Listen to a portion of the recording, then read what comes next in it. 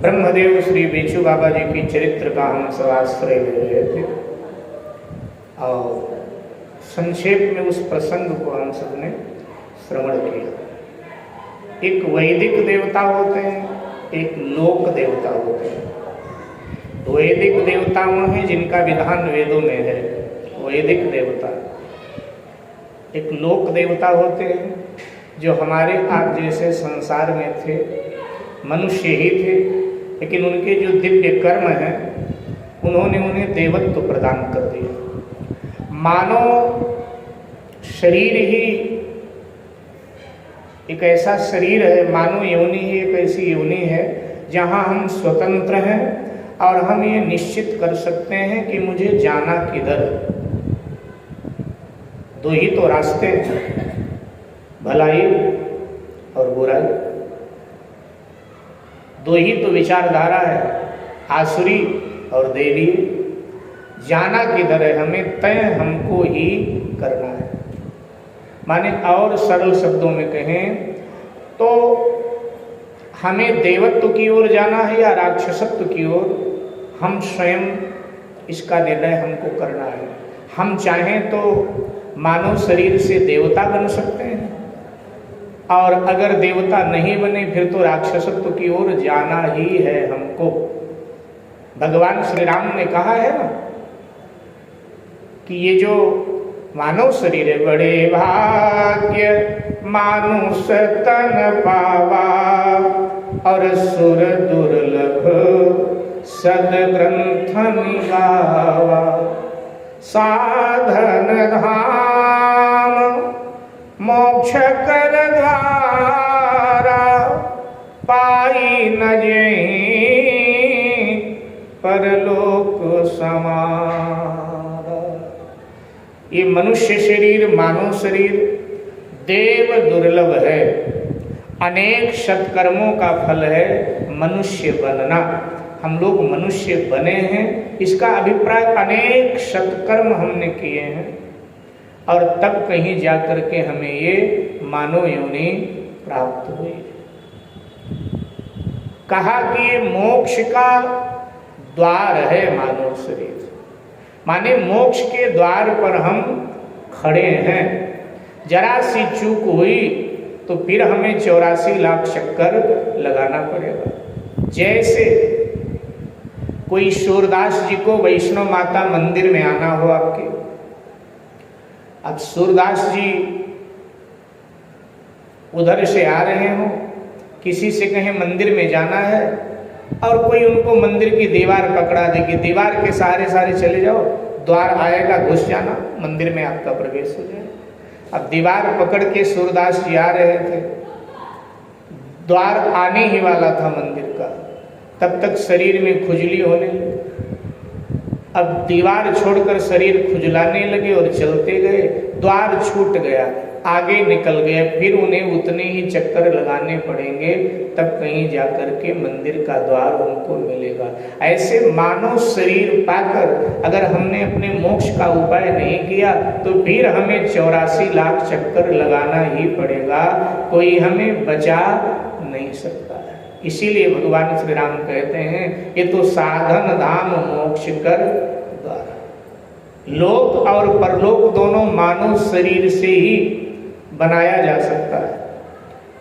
लोक में भी मेरा कल्याण हो और परलोक में भी मेरा कल्याण हो। यह लोक भी मेरा मंगलमय बन जाए और परलोक भी मेरा मंगलमय बन जाए, ये तो मानव शरीर से ही हो सकता है, मानव शरीर से ही संभव है, बाकी और शरीर से नहीं संभव है। अब कुत्ता बिल्ली भला कैसे इस विषय में सोच सकते हैं, किसी भी योनि में कहाँ कैसे सोच सकते हैं, लेकिन इसमें हम प्रयत्न कर सकते हैं अपने कल्याण का, आत्म कल्याण का हम प्रयत्न कर सकते हैं और हम भी देवता बन सकते हैं। ये लोक देवताओं के विषय में आप पढ़ते हैं। अच्छा, लोक देवताओं को बड़ी शक्ति परमात्मा की तरफ से प्राप्त हो जाती है। साधारण भाषा में कहें तो लोक देवता बड़े प्रचंड होते हैं भक्त का कार्य सिद्ध करने के लिए। लोक देवता अनेक हमारे देश में पूजे जाते हैं, जैसे बाबा बालकनाथ जी महाराज लोक देवता हैं, जाहरवीर जी महाराज लोक देवता है। उधर मध्य प्रदेश बुंदेलखंड की धरती पर आल्हादेव एक योद्धा थे, माँ भगवती के भक्त थे। आल्हाउदल की गाथा कभी हमारे देश में गाई जाती थी, आपके यहाँ तो अब भी गाई जाती है। रायबरेली का बैसवारा क्षेत्र तो इसकी बात के लिए बड़ा ही प्रसिद्ध है। कहावत है उत्तर प्रदेश में कि वहाँ के लोगों के तो कंठ पर ही आल्हाउदल की वीर गाथा वसती है। बड़े अच्छे अच्छे गायक आपके क्षेत्र में हुए हैं आल्हाउदल की वीर गाथा गाने वाले। तो लोक देवता और संसार में पूजे गए। ब्रह्मदेव श्री वेचू बाबा लोक देवता, संसार में पूजे जा रहे। श्रावस्ती जिले के इकौना नगर में उनका प्रमुख स्थान है, जहाँ वैसे तो 12 महीने भीड़ होती है, लेकिन फाल्गुन से लेकर कार्तिक तक और लगभग सभी मंदिरों में इन्हीं दिनों भीड़ होती है। सर्दी के दिनों में तो सब ठिठुर जाते हैं और देवी देवता भी थोड़ा ठिठुर कर शांत होकर के बैठ जाते हैं। बाकी इन दिनों में माने फाल्गुन से लेकर कार्तिक तक जबरदस्त भीड़ होती है। दूर दूर से लोग आते हैं, अपनी मनौती पूरी करते हैं और आकर के वहाँ भजन कीर्तन सत्संग करते हैं। मैंने एक दिन शायद निवेदन किया था कि उनके दरबार में मांगी गई मनौती 1 वर्ष के अंदर पूरी होती है, प्रमाण है। लेकिन मनौती आपकी शुभ हो, अब आप कहें हमारे पड़ोसी का सत्यानाश हो जाए महाराज ऐसा कुछ करो, तो ये तो मुश्किल है, ऐसा नहीं होगा। लेकिन कोई शुभ मनौती आपकी है तो वो पूर्ण हो जाती है। अच्छा, मनौती बड़ी सरल है। लोग मनौती जानते हो क्या मानते हैं? महाराज हमारा ये काम हो जाए, ब्राह्मण भोजन कराएंगे, सत्यनारायण भगवान की कथा सुने, बस सत्यनारायण। अब हाँ, कई लोग बड़ी बड़ी कथाएं भी बोल देते हैं, राम कथा सुनेंगे, देवी भागवत सुनेंगे, भागवत सुनेंगे, लेकिन बाबा राजी इतने में हो जाते हैं। सत्यनारायण कथा वहाँ एक दिन में सैकड़ों सत्यनारायण कथाएं होती हैं। ब्राह्मण लोग सुबह सुबह पहुंच जाते हैं, मंदिर खुला नहीं कि पहुंच जाते हैं, अपना अपना आसन लगा करके और बैठ जाते हैं। चौक आदि पहले से पूर लेते हैं, तैयारी कर लेते हैं, सब तैयारी कर लेते हैं, तैयारी करके बैठ जाते हैं। बस इसके बाद में तो भगत जगत आते रहते हैं। एक पंडित जी के पास में 50 भगत, महाराज हमारी सत्यनारायण कथा करो। एक सत्यनारायण कथा हुई, शंख बजा, अच्छा महाराज वो जजमान हटा, सामान समेटा, दूसरा बैठे। ऐसे अनेक ब्राह्मण बैठे हुए केवल सत्यनारायण कथा बात, सैकड़ों सत्यनारायण कथाएं एक दिनों में हो जाती हैं। अच्छा, फाल्गुन से कार्तिक तक तो बड़ा मुश्किल होता है, इतने ब्राह्मण वहाँ बैठे होते हैं, फिर भी जजमान को ब्राह्मण ही नहीं मिलते क्योंकि इतने व्यस्त होते हैं। अच्छा, भंडारा तो ऐसे चलता है कि हाथ जोड़ जोड़ के पकड़ेंगे, हाथ पकड़ पकड़ कर घसीट देंगे, हमारे भंडारे में खा लीजिए, हमारे भंडारे में खा लीजिए, हमारे भंडारे में खा लीजिए। लोग खा खा करके परेशान, अब जगह नहीं भैया, अब नहीं खा पाएंगे, नहीं भाई अब नहीं खा पाएंगे, नहीं महाराज थोड़ा सा खा लो।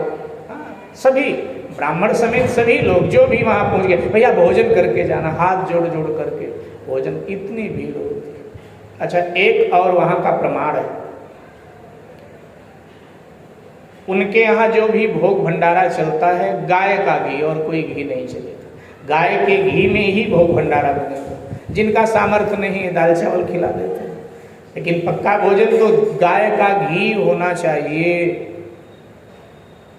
जिनको वहाँ भोग भंडारा करना होता है वो गांव देहात में जा कर के कहते हैं भैया वहाँ ब्रह्मदेव बेचू बाबा जी के यहाँ भोग भंडारा करना है, सो घी चाहिए। जो रेट होगा गाय के घी का हम देंगे, 10 रुपया फालतू देंगे। वो कहता ठीक है जी, और वो घर में जाकर अपनी घरवाली को थोड़ा धमका के बोलता है शुद्ध घी तैयार करके देना, क्यों क्या हो गया, मिलावट मत करना।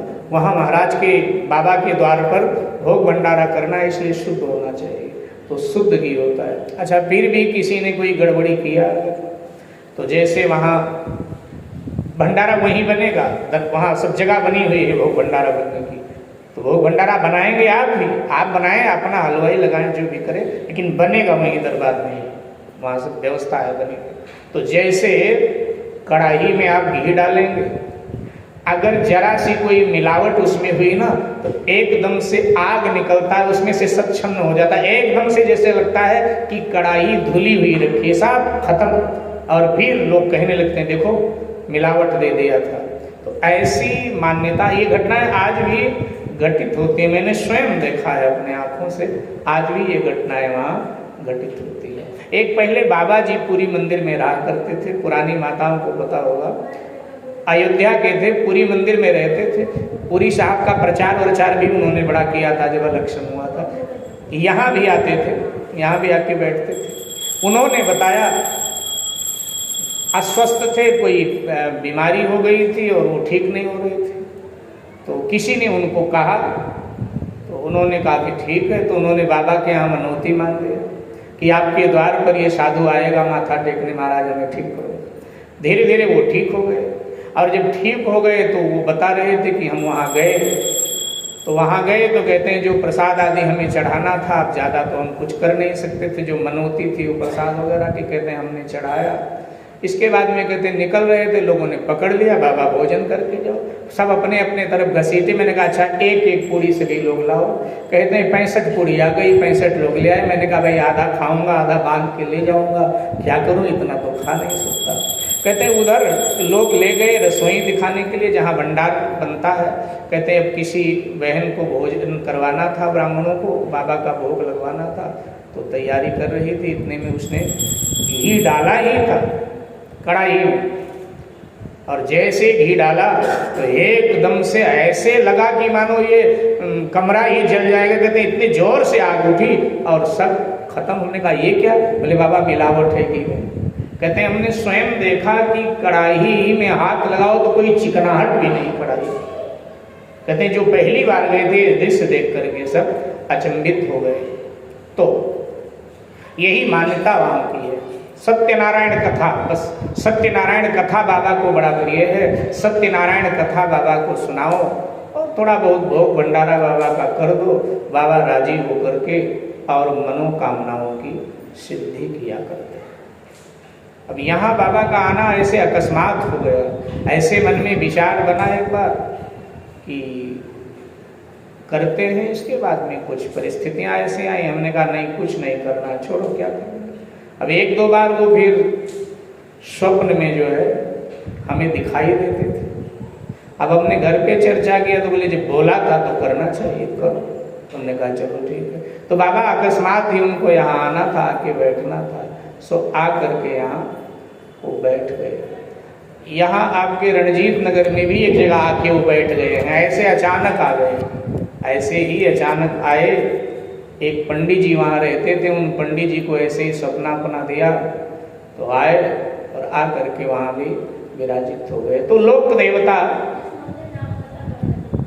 देवता जो है भक्त की मनोकामनाएं पूर्ण किया करते हैं। तो श्री वेचू बाबा महाराज भी भक्तों की मनोकामनाएं पूर्ण करते हैं। एक बार जय जयकार कीजिएगा। बोलिए श्री ब्रह्मदेव वेचू बाबा जी महाराज।